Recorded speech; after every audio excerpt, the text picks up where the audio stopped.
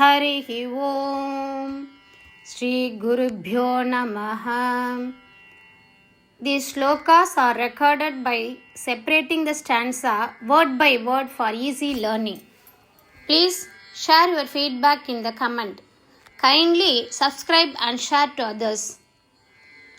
Om Namo Bhagavate Vasudevaya. Om Namo Narayanaya. Sloka 3. Women and those from lower social groups are often not allowed to hear stories about you or chant your names, and that is truly unfortunate. But I feel even more sorry for those from higher castes who have every opportunity to worship you, yet don't, because they are proud of their learning and birth. Even though your teachings are clearly explained to them, they do rituals just for money or material gain, and there is no wrong they hesitate to do. O Lord, I pray, please don't make me like them. ஸ்லோகம் 3. பெண்களும் சமூகத்தில் தாழ்ந்தவர்களும் பெரும்பாலும் உங்களைப் பற்றிய கதைகளை கேட்கவோ அல்லது உங்கள் பெயர்களை உச்சரிக்கவோ அனுமதிக்கப்படுவதில்லை. அது உண்மையிலேயே துரதிர்ஷ்டவசமானது. ஆனால் உயர் சாதியினருக்கு உங்களை வணங்க ஒவ்வொரு வாய்ப்பும் இருந்தும் அவர்கள் அவ்வாறு செய்யாதது எனக்கு இன்னும் வருத்தத்தை அளிக்கிறது. ஏனென்றால் அவர்கள் தங்கள் கல்வி மற்றும் பிறப்பை பற்றி பெருமைப்படுகிறார்கள். உங்கள் போதனைகள் அவர்களுக்கு தெளிவாக விளக்கப்பட்டாலும் அவர்கள் பணம் அல்லது பொருள் ஆதாயத்திற்காக யாகங்கள், பூஜைகள் ஆகியவற்றை செய்கிறார்கள். மேலும் அவர்கள் எந்த தவறையும் செய்வதில் தயங்குவதில்லை. ஐயோ பரமனே, நான் பிரார்த்திக்கிறேன், தயவு செய்து என்னை அவர்களைப் போல ஆக்காதே. ശ്ലോകം 3. സ്ത്രീകൾക്കും താഴ്ന്ന സമൂഹങ്ങളിൽപ്പെട്ടവർക്കും നിന്റെ കഥകൾ കേൾക്കാനും നാമങ്ങൾ ജപിക്കാനും അനുവാദമില്ലാത്തത് ദൗർഭാഗ്യകരമാണ്. എന്നാൽ അതിലും വലിയ ദുഃഖം ഉയർന്ന ജാതിയിൽപ്പെട്ടവർക്ക് നിന്നെ ആരാധിക്കാൻ എല്ലാ അവസരങ്ങളും ഉണ്ടായിട്ടും അവർ അത് ചെയ്യാത്തതാണ്. തങ്ങളുടെ ജ്ഞാനത്തിലും ജന്മഗർവത്തിലും മുങ്ങിയതാണ് അതിനുള്ള കാരണം.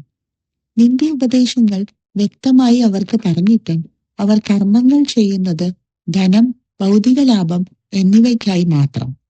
അവർ ചെയ്യാൻ മടിക്കുന്ന തെറ്റുകളൊന്നുമില്ല. പ്രഭു, എന്നെ അത്തരക്കാരനെ പോലെ ആക്കരുത്. ಶ್ರೀಮನ್ ನಾರಾಯಣೀಯಂ ದಶಕಂ 92 ಶ್ಲೋಕ 3. ಸ್ತ್ರೀ ಶೂದ್ರಾಃ ತ್ವತ್ ಕಥಾ ಆದಿ. ಸ್ತ್ರೀ ಶೂದ್ರಾಃ ತ್ವತ್ ಕಥಾ ಆದಿ. ಸ್ತ್ರೀ ಶೂದ್ರಾಸ್ತ್ವತ್ ಕಥಾದಿ. ಸ್ತ್ರೀ ಶೂದ್ರಾಸ್ತ್ವತ್ ಕಥಾದ್ರಿ. ಸ್ತ್ರೀ ಶೂದ್ರಾಸ್ತ್ವತ್ ಕಥಾದಿ. ಶ್ರವಣ ವಿರಹಿತಾ ಆಸತಾಂ ತೇ ದಯಾರ್ಹಾಃ. ಶ್ರವಣ ವಿರಹಿತಾ ಆಸತಾಂ ತೇ ದಯಾರ್ಹಾಃ. ಶ್ರವಣ ವಿರಹಿತಾ ಆಸತಾಂ ತೇ ದಯಾರ್ಹಾಃ. ಸ್ತ್ರೀ ಶೂದ್ರಾಸ್ತ್ವತ್ ಕಥಾದಿ ಶ್ರವಣ ವಿರಹಿತಾ ಆಸತಾಂ ತೇ ದಯಾರ್ಹಾಃ. ಸ್ತ್ರೀ ಶೂದ್ರಾಸ್ತ್ವತ್ ಕಥಾದಿ ಶ್ರವಣ ವಿರಹಿತಾ ಆಸತಾಂ ತೇ ದಯಾರ್ಹಾಃ. ಸ್ತ್ರೀ ಶೂದ್ರಾಸ್ತ್ವತ್ ಕಥಾದಿ ಶ್ರವಣ ವಿರಹಿತಾ ಆಸತಾಂ ತೇ ದಯಾರ್ಹಾಃ. ತ್ವತ್ ಪಾದ ಆಸನ್ನಯಾತಾನ್. ತ್ವತ್ ಪಾದಾಸನ್ನಯಾತಾನ್. ತ್ವತ್ ಪಾದಾಸನ್ನಯಾತಾನ್. ತ್ವತ್ ಪಾದಾಸನ್ನಯಾತಾನ್. ದ್ವಿಜಕುಲ ಜನುಷಃ ಹಂತ. ದ್ವಿಜಕುಲ ಜನುಷೋ ಹಂತ. ದ್ವಿಜಕುಲ ಜನುಷೋ ಹಂತ. ದ್ವಿಜಕುಲ ಜನುಷೋ ಹಂತ. ಶೋಚಾಮಿ ಆಸಂತಾನ್. ಶೋಚಾಮ್ಯಾಸಂತಾನ್. ಶೋಚಾಮ್ಯಾಸಂತಾನ್. ಶೋಚಾಮ್ಯಾಸಂತಾನ್. ತ್ವತ್ ಪಾದಾಸನ್ನಯಾತಾನ್. ದ್ವಿಜಕುಲ ಜನುಷೋ ಹಂತ ಶೋಚಾಮ್ಯಶಾಂತಾನ್. ತ್ವತ್ ಪಾದಾಸನ್ನಯಾತಾನ್. ದ್ವಿಜಕುಲ ಜನುಷೋ ಹಂತ ಶೋಚಾಮ್ಯಶಾಂತಾನ್.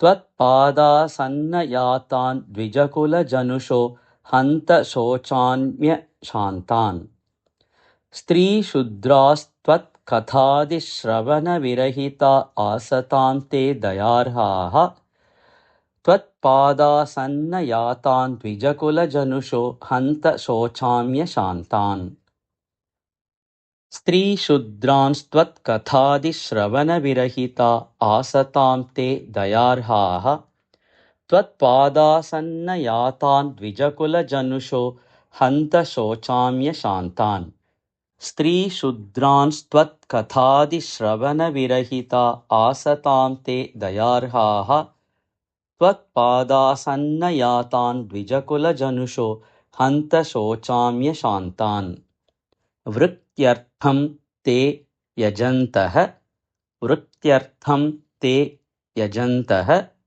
वृत्त्यर्थं ते यजन्तः बहुकथितमपि बहुकथितमपि बहुकथितमपि त्वाम् अनाकर्णयन्तः त्वामनाकर्णयन्तः त्वामनाकर्णयन्तः वृत्त्यर्थं ते यजन्तो बहुकथितमपि त्वामनाकर्णयन्तः वृत्त्यर्थं ते यजन्तो बहुकथितमपि त्वामनाकर्णयन्तः वृत्त्यर्थं ते यजन्तः बहुकथितमपि त्वामनाकर्णयन्तः दृप्ताः विद्या अभिजात्यैः दृप्ता विद्याभिजात्यैः दृप्ता विद्याभिजात्यैः दृप्ता विद्याभिजात्यैः किमु न विदधते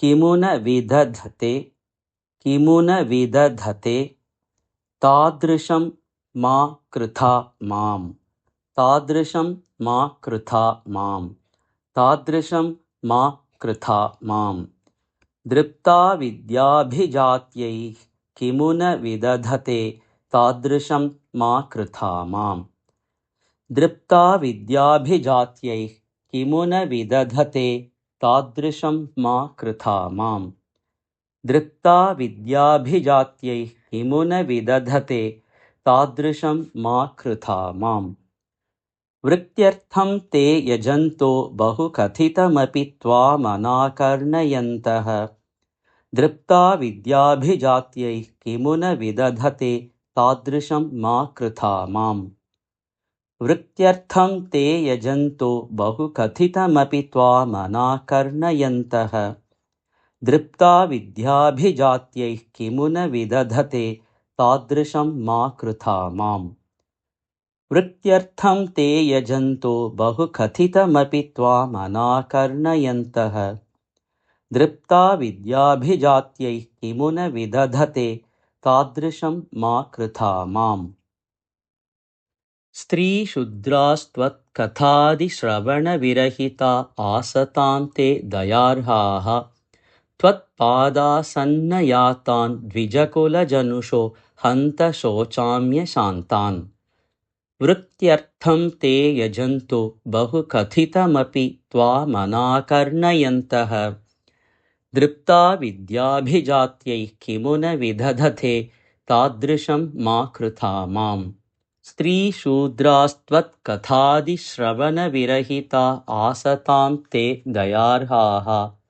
त्वत्पादासन्नयातान् द्विजकुलजनुषो हन्त शोचाम्यशान्तान् वृत्त्यर्थं ते यजन्तो बहुकथितमपि त्वामनाकर्णयन्तः दृप्ता विद्याभिजात्यैः किमु न विदधते तादृशं मा कृथा माम् स्त्रीशूद्रास्त्वत्कथादिश्रवणविरहिता आसतां ते दयार्हः त्वत्पादासन्नयातान् द्विजकुलजनुषो हन्त शोचाम्यशान्तान्